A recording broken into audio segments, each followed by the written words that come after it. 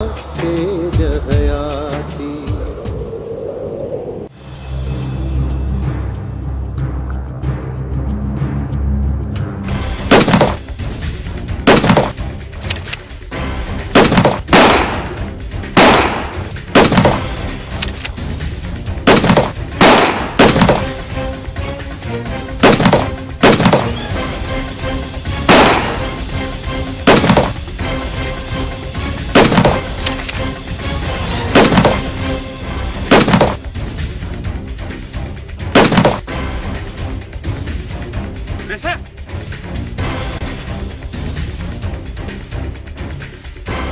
दिलावर तू दुश्मन मोह दे मारे सके अस्पताल ते वठी वञा। फिकुर न कयो, तव्हां वॾेरे अनवर खे संभालियो, मां दुश्मन धूड़ करे ॾेखारींदोसांव।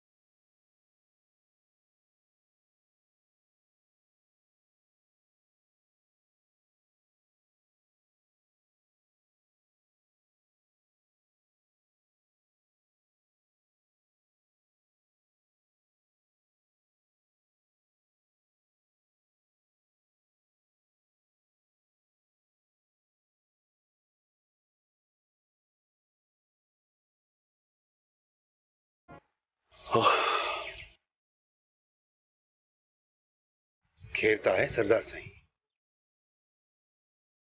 पीर सान साईं ॾाढी ॾुख जी ख़बर आहे। ये वॾेरो अनवर आहे न, ज़ख़्मी थी पियो आहे, उनखे अस्पताल खणाए विया आहिनि। छा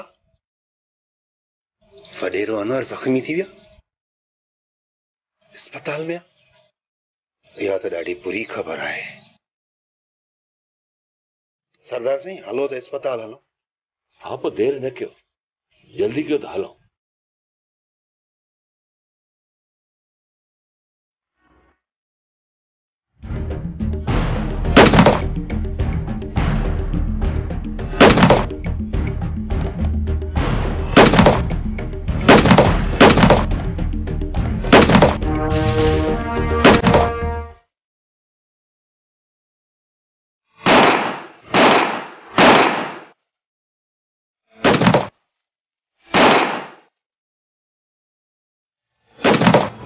गुलजार जी बोली, हिक गोली। खबरदार! सब फायरिंग बंद कयो, न त सब जा सब मारिया वेंदो। ही सॼी ज़मीन सरकार जे हवाले आहे।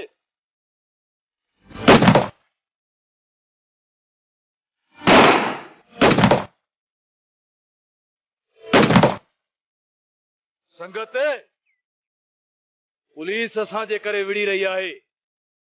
इन जे करे पुलिस ऐं असां गॾिजी दुश्मन जा तॾा वेड़ींदासीं।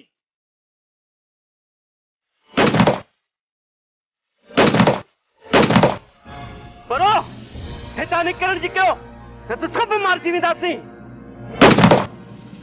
सही थो चईं गुलज़ार। अचो संगत।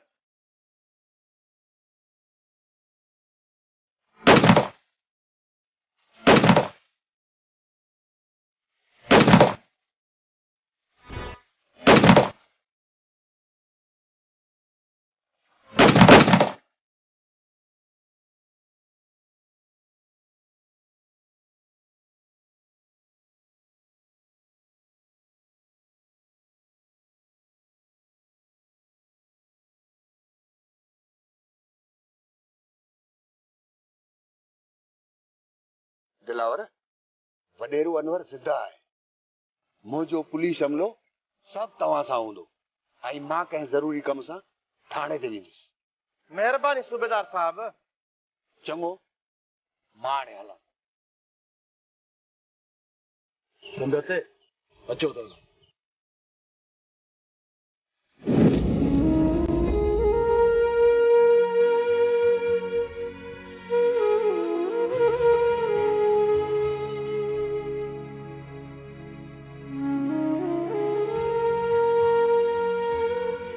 अधी हिम्मत न हार अदानवर के मामूली धक लगान अदानवर के कुछ भी कोन थींदो। मां छा कयां अदा मां छा कयां मुझो हाउ तो फाटे डॉक्टर भी कुछ नथा ॿुधाइनि।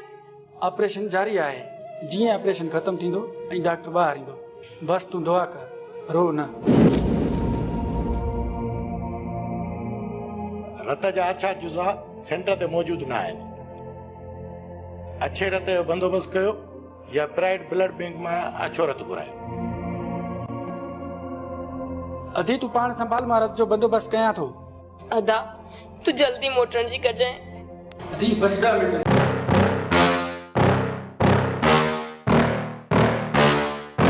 Yeah.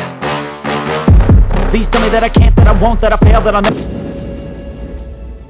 दे खबर सारेंगा। ऑपरेशन हले पियो रत जूं बोतलूं सेंटर ते मौजूद आहिनि पर हाणे असांखे अच्छी रत जी ज़रूरत आहे। इन लाइ मां शहर मां रत ख़रीद करण थो वञा। अनवर खान जे घरवारी वटि केरु आहे? ऐं अधी अकेली आहे। तो या पर्ची हाशिम खे ॾे। हाशिम पाण वाइट ब्लड जो बंदोबस्त करे थो। तूं पंहिंजी भेण वटि वञी वेह। ही रत किथां मिलंदो? सेंटर जे ॿाहिरियां प्राइवेट ब्लड बैंक आहे रत उतां मिलंदो। ठीक आहे मां रत वठी थो अचां। तूं वञी पंहिंजी भेण जो ख्याल कर। शाबाश। राणा साहब मां तहां जे कारकर्दगी में सख्त मायूस आहियां। दुनिया खे ख़बर आहे त कागज़ भी मुंहिंजा आहिनि या ज़मीन भी मुंहिंजी आहे। ज़मीन वडेरे अनवर खे भी कोन मिली आहे करामत साहब। ज़मीन सरकार पंहिंजे पोज़ीशन में रखी आहे। पोइ भी मूंखे ख़बर आहे इन ज़मीन जो खटियो इहो वडेरो अनवर खाईंदो। वडेरे अनवर जे बचण जी का बि उमेद न आहे। हू सख्त ज़ख्मी आहे ऐं हा हुन जो काफ़ी रत बि वही वियो आहे। करामत साहब मां पाण समझी सघो था स्टे ऑर्डर आया आहिनि असां छा था करे सघूं। अदालत सगोरे जी हुकुम जी तामील करण असांजो फर्ज़ आहे ऐं असां मजबूर आहियूं। एसपी साहब तव्हांजो न ॻाल्हि ॿुधां थो तो बुत ते टिंडनी जो चढ़। चुप कर। जॾहिं ॿ मुअज़्ज़िज़ माण्हू पाण में ॻाल्हाए रहिया आहिनि त तूं विच में छो थो ॻाल्हाईं? राणा साहब इहो ग़लति आहे। हिते रियासत जो कानून न आहे हलंदो। हिते पीर करामत जो कानून हलंदो आहे ऐं पीर करामत जो हुकुम। माफ़ कजो करामत साईं मां सरकार जो नौकर ज़रूर आहियां पर अवां जो न। मां तोखे ख़बरदार थो कयां राणा साहब मुंहिंजे बनी तूं अहलकार हटाए छॾ न त मुंहिंजे अनवर जे जंग में जेको भी विच में आयो वो फट मरी वेंदो। भली वे छो न गवर्नमेंट जा अहलकार हुजनि। न मुकबदार वञ ड्राइवर खे चओ त तयारी करे। मां टिकट बुक कराए हींअर जो हींअर इस्लामाबाद थो वञा। माफ़ कजो करामत साहब अवां हाउस अरेस्ट आयो ऐं घर खां ॿाहिरि नथा निकिरी सघो। राणा साहब तू मुंहिंजे घर में मूंखे तो धमकियूं ॾे। अचो जाफर।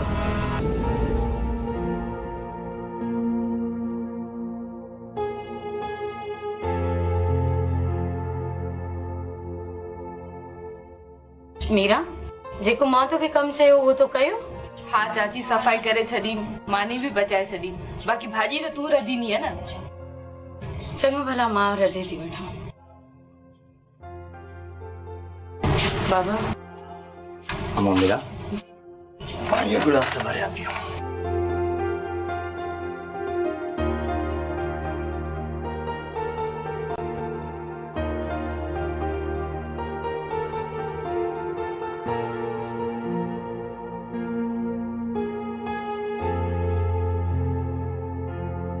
अदा पलिया मुझो हाशिम कीअं आहे? का हाशिम जी ख़बर लही आहे वई? हाशिम ठीक आहे झेड़ो टरी वियो आहे। हाशिम अस्पताल में आहे। अड़ी घोड़ाड़े या हुसैन वरी अस्पताल में आ। हाशिम तू मुड़ी छो न तो झेड़न का। या अल्लाह साईं मुझे हाशिम के पंजी पनाह में रख जाए। भाजाई वाका न कर, रड़ियूं न कर, दाऊ न कर। हाशिम के कुछ भी न थियो। हाशिम ठीक आ। वडेरो अनवर थकी थियो आ, उनके अस्पताल खणायो वियो। न समझी थी न सुनी थी, वती थी बाका टकती। बाबा झेड़ो कें टारियो? मेरा धीअ पुलिस अची वई। पुलिस कोर्ट जा कागज आंदा हुआ, सो करामत जे माण्हुनि खे डोड़ाए छॾे ऐं करामत नज़रबंद थी वियो आहे। मेरा धीअ इहो सॼो कमु सरदार शाह ज़मान ऐं पीर अहसान जो आहे। इहो त ॾाढो सुठो थियो बाबा। मेरा धीअ भाउ सूमर त मथो ई खाई वियो आहे। चवे थो त कालू मछरे ॾांहुं दिलावर जो संग लाइ मेड़ थी हलो।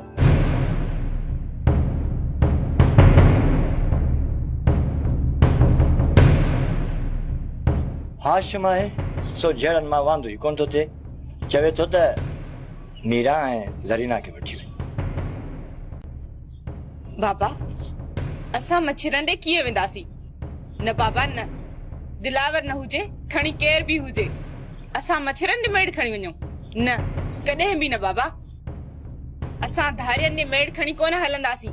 किथे इहे मच्छरा, किथे असीं। हा मेरा धीअ चवीं तूं बि सही थी। मां सरदार शाह ज़मान ॾे वञां थो, पोइ दिलावर जी ॻाल्हि पकी थी वेंदी। जेका तुंहिंजी मर्ज़ी बाबा।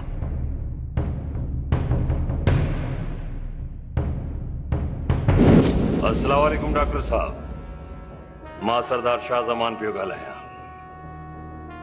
महिरबानी डॉक्टर साहब, महिरबानी। वडेरो अनवर खान मुंहिंजो दोस्त आहे, उनखे हर हाल में बचाइणो आहे। डॉक्टर साहब जेको बि पैसो ख़र्चायो मां ॾियण लाइ तयारु आहियां। पैसे जी परवाह न कजो। डॉक्टर साहब असां एडवांस में 5 लख रुपया जमा कराए छॾिया आहिनि। बस रुगो तव्हां इलाज में का कसर न छॾिजो। महिरबानी डॉक्टर साहब, महिरबानी। खुदा हाफ़िज़।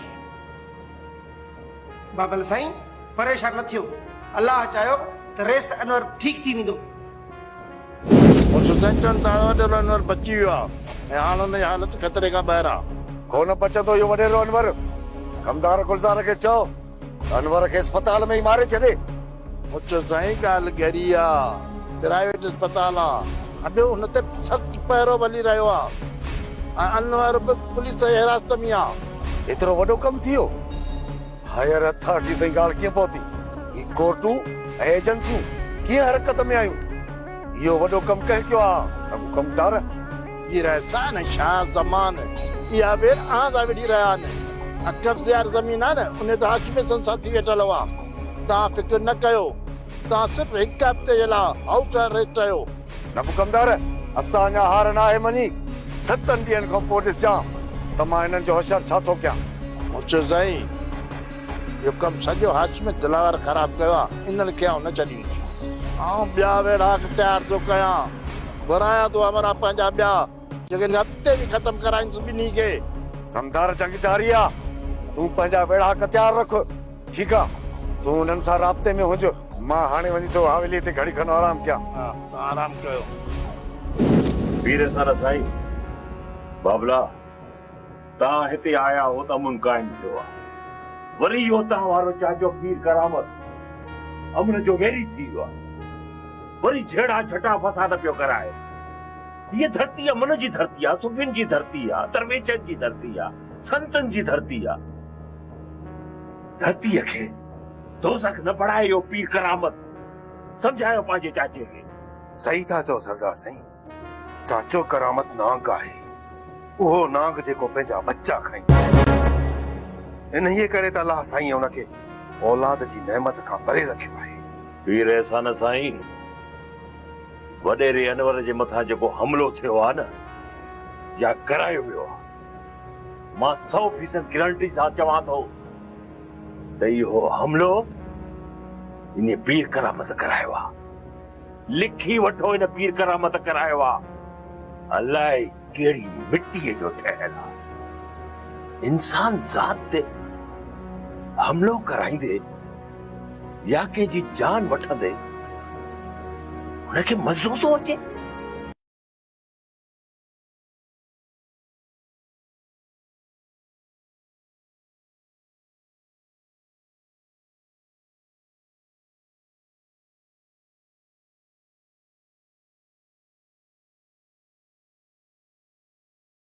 तव्हां ॾिसो इहो पीर करामत 5 मिंटनि में ॿाहिरि। हाणे त कानून तो इंसान जो वैसा ही खजी वियो आहे। जेकॾहिं कानून इहे हरकतूं कयूं त मां त चवां थो त मुजरिमनि खे सरेआम सज़ाऊं ॾिनियूं वञनि त जीअं न सिंध धरती ते अमन क़ाइम थिए, न त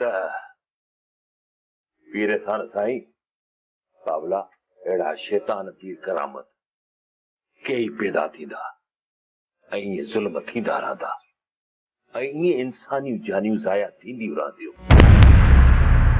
पीर सान साईं कानून सबूतनि जो मोहताज आहे ऐं मां कानून खे पंहिंजे हथ में खणण नथो चाहियां, न त केतिरा ॾींहं अॻ में इन पीर करामत खे खंबे विच चौराहे ते टंगे छॾिया। मां बि ॾिसां त केरु तो हुनखे बचाइण जे लाइ अचे। मां को घटि मामूली माण्हू न आहियां, 17 जी सरदार आहियां, राज भाग जो मालिक आहियां, अवाम मूंसां गॾु आहे। मुंहिंजे मथां सिर कुर्बान करण जे लाइ कई जोधा जवान मूंसां गॾु आहिनि, पर मूंखे खौफ़ खुदा आहे ऐं हिन धरती सां मूंखे प्यार आहे। हिन धरती ते केतिरो ई बेगुनाह रत वयो आहे ऐं वधीक वहाइण नथो चाहियां। पोइ मूं में उन्हनि में कहिड़ो फ़र्क़ु रहंदो? एहसान इन्हीअ करे मां वठां। सरदार साईं चाचो करामत पंहिंजी नज़र में जहिड़ो ज़रूर आहे, पर माण्हुनि जे नज़रुनि में मुअल आहे। जहिड़ा त उहे हूंदा आहिनि जिन जो जग जहान में नालो हुजे, इज़त हुजे, माण्हू दुआऊं ॾियनि उन्हनि खे, माण्हुनि जूं हमदर्दियूं उन सां गॾु हुजनि। सॼी उमिरि चाचे करामत जी माण्हुनि तारीफ़ न पर बदनामी कई आहे। को बि माण्हू कोन्हे जेको उनखे दुआ ॾे। हर माण्हू पीर करामत खे बददुआ ॾींदो आहे। सरदार साईं हिन तरह जो हर माण्हू पीर करामत जे मरण जी दुआ घुरे रहियो आहे। छा ॿुधायो हुनजी इहा इज़त आहे? इंसान ज़ात ते ज़ुल्म थो करे। तव्हां मूंखे ॿुधायो इहा कहिड़ी इंसानियत आहे? इहो इंसान आहे या जानवर आहे? इहो त असां था सम्झूं न पीर एहसान साईं, तव्हां ऐं मां, पर ज़ुल्म करण वारे जी इहा सोच न आहे, न आहे इहा सोच। हुनजी सोच कुझु ॿी आहे। पीर एहसान साईं इहो ज़ालिम पीर करामत जॾहिं न मज़लूमनि ते ज़ुल्म कंदो आहे, पोइ ॾिसंदो आहे त उन मज़लूम में क़ुवत बर्दाश्त केतिरी आहे। सरदार साईं जॾहिं कुदरत वारे जी देग धपंदी आहे न, त उन में करामत जहिड़ा कई पची ॻरी वेंदा आहिनि। पीर एहसान साईं हीउ वक़्तु ॻाल्हियुनि करण जो न आहे।